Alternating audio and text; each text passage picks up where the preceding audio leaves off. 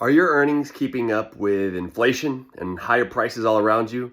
Well, the latest jobs report that just came out today, this morning, the first Friday of every month, usually is when it comes out, it showed that there were 254,000 jobs created across the economy.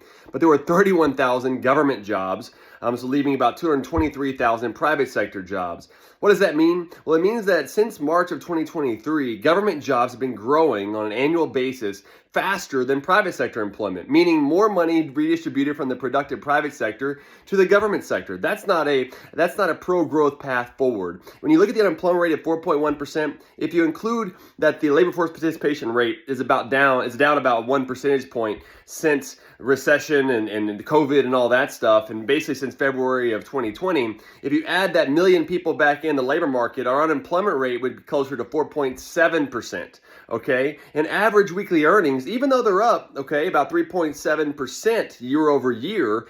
If you adjust it for inflation since January of 2021, when Biden took office, they're down more than 3%.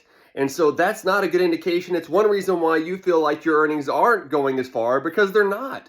We've deflated the dollar and we've printed too much money by the Federal Reserve, and Congress has overspent. And this is the situation that we've got into now. It's just a tough situation overall that we've really got to get a handle on. Not only government spending at the federal level and state and local levels too, by the way, but also the Federal Reserve's balance sheet. And so last month, when they cut their interest rate by 50 basis points, that was a bad decision, because now we see that the labor market still is hot. And even if you include the revisions from the past 2 months, it was revised up this time by 72,000 jobs. So really, this indicates there are more than 300,000 jobs created just in the month of September.